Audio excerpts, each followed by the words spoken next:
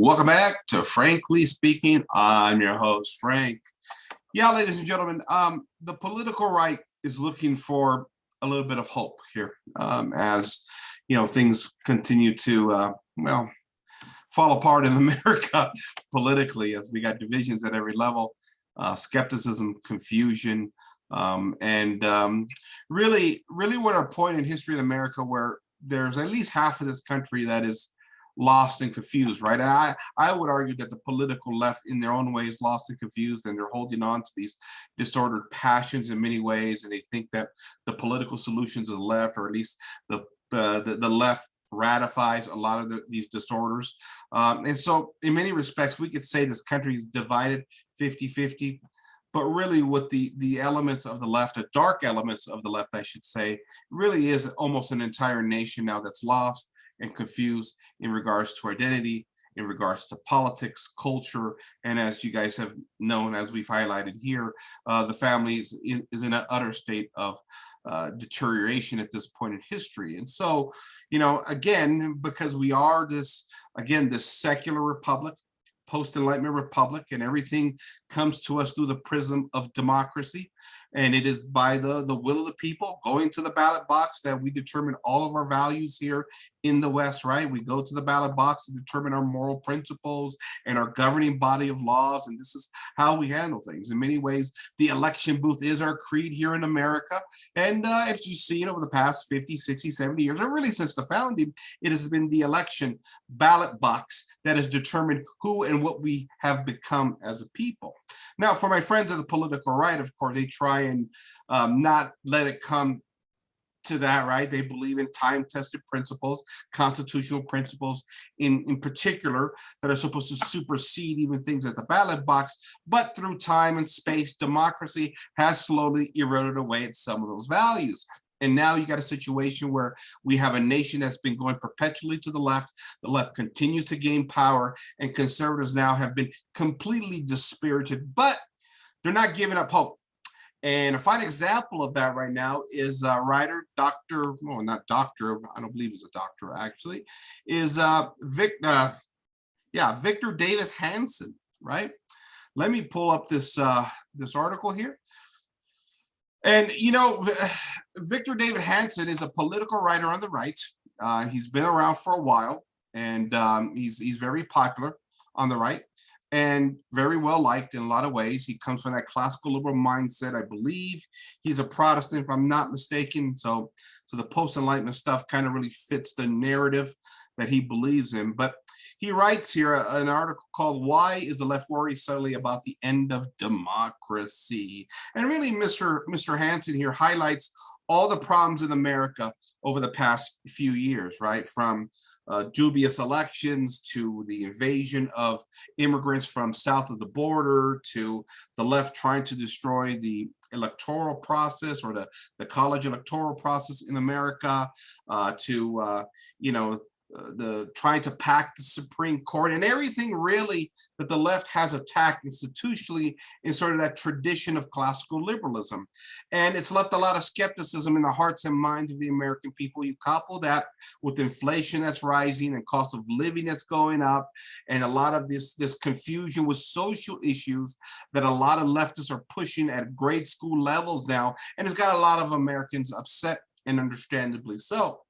And so, as I kind of scroll through this reading, of lots of the same complaints that the political right makes of the political left. You kind of go down the history. I kind of agree with a lot of this, don't get me wrong, but the conclusion is what I want to get to, right?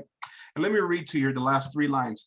They are fearful and angry, not because democracy does not work, but because it does, despite their own media and political efforts to warp it. When a party becomes hijacked by radicals and uses almost any means necessary to gain and use power for agendas that few Americans support, then average voters express their disapproval. The reality apparently terrifies an elite, which then claims any system that allows the people to vote against the left is not people power at all, end quote. Okay. So there's a lot to unpack here, because obviously Mr. Hanson here believes that democracy is the key, right? You upset the people enough, they go to the polls and they win, and this is how we solve our problems here. And he says that democracy is the answer here in many respects. But he premises it by the idea that the left now is complaining about democracy. And in many respects, this is an interesting game that we're playing at this point in history, because democracy has actually been the greatest tool for the left. In fact, it's the preferred tool throughout the West. Nothing has aided really the facilitation of far left progressivism than really liberalism has in that respect over the past 60, 70 years. It's, socialism, Marxism has consumed Europe, and in many respects, America has gone down that same path. Again, it's like I said before with the political right, there's two kind of political right movements, really. There's one in this kind of ideological utopian sense where this is how things are supposed to be. And then there's reality on the ground, which is something that's completely different for those on the political right. And I think in regards to democracy, this is one of them, right? If we could just get back to the founding principles, everything are going to be okay. And of course, my retort to that, and a lot of integralists are, well, but wait a minute. The founding principles is what got us here, and there's no guarantee that, if we magically were to go back, which we're not going to go back to the founding principle, but let's say we could just, jump in Doc Brown's time machine, his DeLorean, and go back to the past, all of us. There's no reason to believe that the unraveling of the foundational principles of the country would happen again, specifically, or in a nation that is secular in nature, right? With no true religious devotion, because this really deserves the time and attention of why this is unraveling, why the left is talking this way, because a lot of this is Potemkin village kind of stuff, right? It's a lot of showboating in regards to democracy. The left may be upset that the majority of the American population is not going with their agenda, right? And I believe that is going to be the case. I think you probably will see Republicans make a comeback in 2022 and 2024. Most likely, that's not taking into account election irregularities. But at the same time, that doesn't mean it's a conservative nation. I think the idea that sometimes the left pushes too hard and the American people respond, I think there's some truth to that. But I think there's some nuances mixed in there that I think the political right never understands. Because at the end of the day, the political right fails to stop any of this. It's failed to stop the advancement of a nation politically and culturally that goes to the far left. And this is not to mention the destruction of the family, which the right has never done anything about. I think if you want to divide Americans into this 50-50 camp, right, and say 50% liberal, 50% conservative, that's a little troublesome to me. Because within the realm of that 50-50 split is lots of subgroups. If you're telling me somebody like me who's an integralist to go to the polls, I generally vote with the right than I do the left, but that doesn't make me a conservative. It's only I'm choosing between the lesser of two evils at this point in time. And this is what I'm saying. When you talk about an America, middle America, and a nation where the family has been completely deteriorating now since the sexual revolution, I think a lot of it has to do more with economic values versus the social values. And the very fabric of our civilization has been split apart into sort of this kind of economic microcosm. We're all trying to manage our affairs. And what has the Republican Party become over the past 30, 40 years? They surrendered to culture issues, they surrendered to the social issues, and they've given us economic policies to, again, to use economics as a manipulative force to give us a little stake in the system in order we can make ourselves feel better in the most natural sense, all the while the culture and the family deteriorate. And this is the problem that the left faces. I believe there's enough people out there that still recognize basic understanding of private property rights that they don't want the left infringing on their private property rights, which I believe is a natural right. That's fine with that. But in that sense, it becomes very troublesome beyond that for a lot of conservatives that struggled and failed to keep order and civilization. And the biggest problem, of course, that they have at this point in time is the fact that when conservatives finally do win, when they finally do win the election box, like I said so many times before, they actually lose because nothing is ever incorporated of a conservative nature within government. Maybe a few economic tweaks like tax cuts and things of that nature. But notice how those things have never really transformed our civilization. But everything the left puts into place transforms our culture, our economics, and our civilization. And what the left has understood, while they play these games, these Potemkin village games publicly about democracy, what the left has understood and the game they've played is this, is that they're going to ram down their values hard. And they will risk losing an election cycle or two in order to get their policies implemented, because they know that the political right are a bunch of cowards when they're in power. Because when the left loses power in DC, it doesn't mean they lose power in culture. That's the interesting thing, right? Because I'll give you a case in point. Obamacare, right? Obamacare is implemented, and even if you had a majority of people, it was pretty close, but I believe there was a majority that didn't like Obamacare.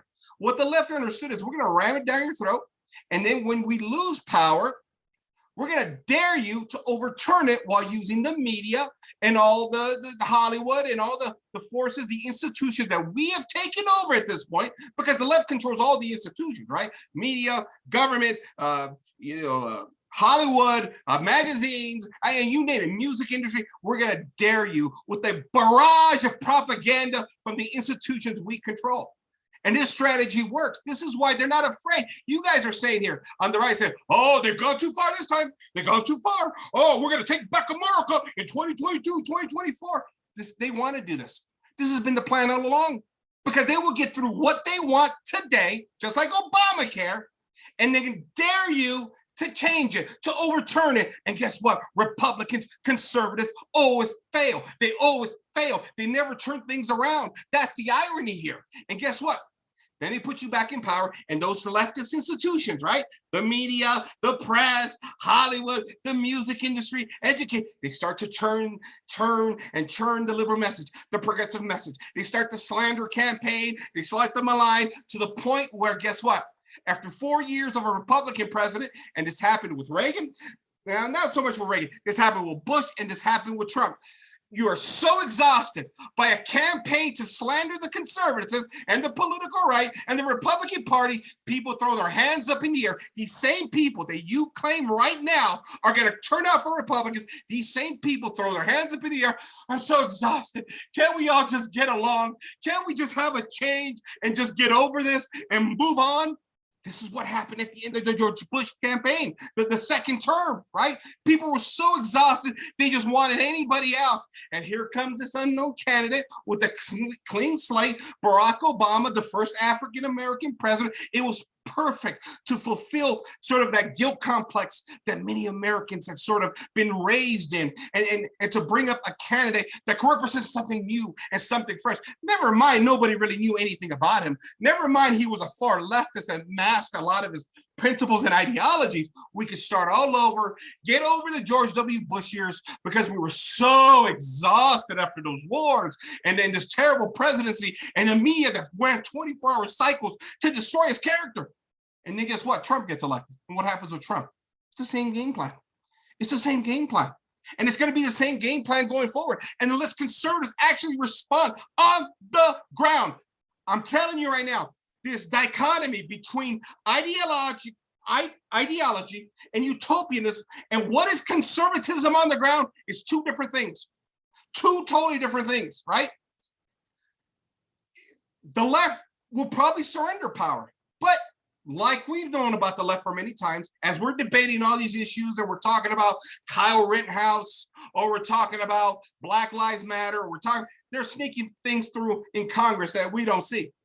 Little tiny bills that most people don't even notice. Maybe some hardcore bloggers on the internet, but the American people aren't paying attention. We're being distracted by the mainstream media, the same allies that would get to work to destroy conservatives and Republicans once they're in power.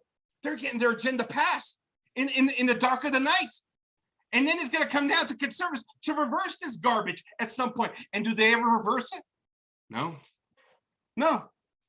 they don't. I mean, let's look at the last few Republican presidencies. What did Ronald Reagan do effectively? Domestically, you got a tax cut passed, right? It's pretty much it, right? And dirty little secret, like I keep saying, is everybody likes tax cuts, starting with the corporations, because usually in America, again, and I'll let the whole notion that the right used to love corporations not that long ago, but the corporations love tax cuts. Liberals love tax cuts. We got a tax cut under George W. Bush. We got a tax cut under Trump. But apart from that, what do conservatives actually do that is meaningful transformation legislation, but even more so, what do they do to overturn decades-long policies of the left that has been destroying America at its core, financially, culturally, politically, at the family level? Nothing. That's happening today with the Democrats in control for the most part. And guess what? They will surrender this power.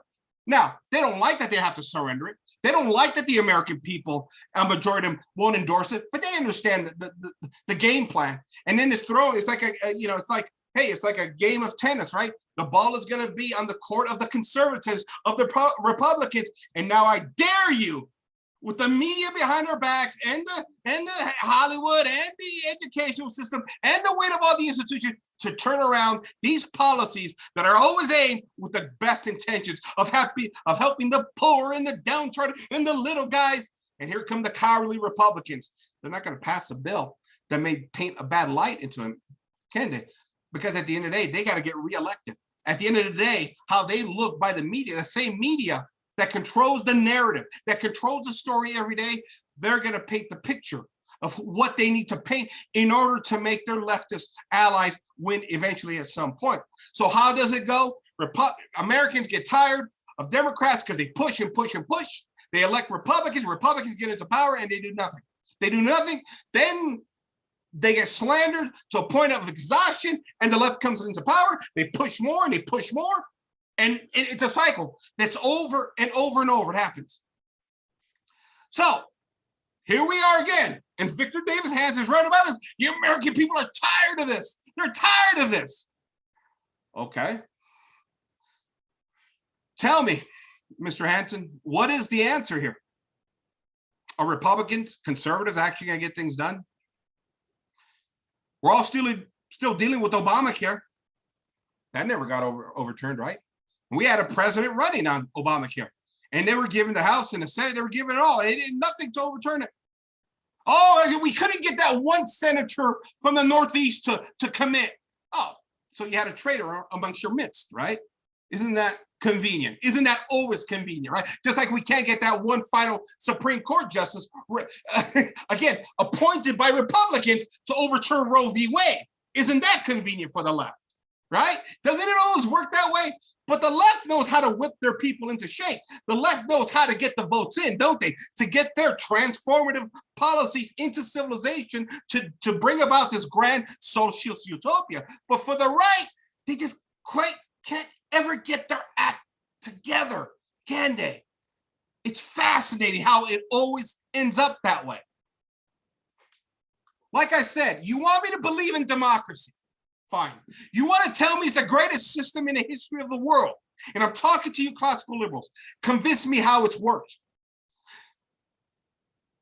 Victor Davis Hanson here says that democracy still works. Tell me, if democracy still works, then why has America gone to the far left since 1776? Tell me that, Mr. Hanson. That's what I want to know. We are becoming a nation consumed with Marxism, communism. Is democracy really working? Or maybe better yet, maybe it is working. Maybe it is working because maybe this is why the left prefers to govern in the realm of democracy. Because the left has used democracy for a long time to implement its value, because through universal suffrage and using propaganda and political manipulation and our fallen human nature, democracy can always be manipulated to get the end result of what far leftists always want. I'll say it again. Post-Enlightenment society, name me one nation that has embraced democratic republicanism that has not become some kind of quasi-Marxist socialist state. Name me one. They've all gone to the far left. Does democracy work? Oh yeah, I believe it works. It works for the left. See, the problem with many of the political right is they got caught up in these old arguments of the Cold War, right? You know, the Soviet Union, they oppress people, they throw people in gulags, they rob of private property. Sure, that worked in certain areas, right? Just like the French Revolution had to be much more bloodier than the American Revolution because you had 1,000 years of Catholic culture. You had to whip out and kill and murder off the nature of man, because people didn't want to surrender their Catholic faith, despite the propaganda. But in areas where you had to start anew and build a new culture, democracy works perfect for the left. They've always loved it. The manipulation tactic, because there is no moral arbiter of truth. Who is there to defend the people? We talk about the will of the people in America, but who is there to defend the people when the elites take power and control? And I'm talking to you conservatives who are now complaining about the corporations and how they stole an election last year. I'm talking to you guys, right? How do you control that? Going to the polls? Going to the polls? That's what you guys did in 2020. How'd that work out for you? That's what you guys have been doing for a long time. And America continues to head to the far left. You guys on the right need to make up your mind. To simply say that democracy works is not an answer, because America's been heading to the left for a long time. And a lot of people see problems with this system. Conservatives that I talk to every day see problems with this system. This goes beyond Republicans winning in 2022 and 2024. Far beyond that. So when do you guys on the right realize the mess you're in? When do you accept reality? That's my question for you guys. I don't know. I've been going through this for a long time with you guys on the right. You guys never have any answers other than your utopian visions and your utopian theories of how things are supposed to work in America, but you never actually deal with reality. And that's what I'm challenging you guys on the right. When do you guys actually win? When? When do we become a conservative nation? When can we actually say we're conserving this? Conservatives don't even conserve anymore. All they do is surrender in the end and tell us, well, we got to vote harder next time. Do you know how long I've been hearing that from the political right? Do you know how long? It's a joke at this point. Don't tell me democracy is working, and don't tell me 2022 and 2024 are the answers to the systematic problems that we have as a nation, as the political system is corrupt, the culture is rotten to the core, and the family has been utterly destroyed, and you guys on the right have no answers, none. This is Frank, signing off for Frankly Speaking. Good night, everybody.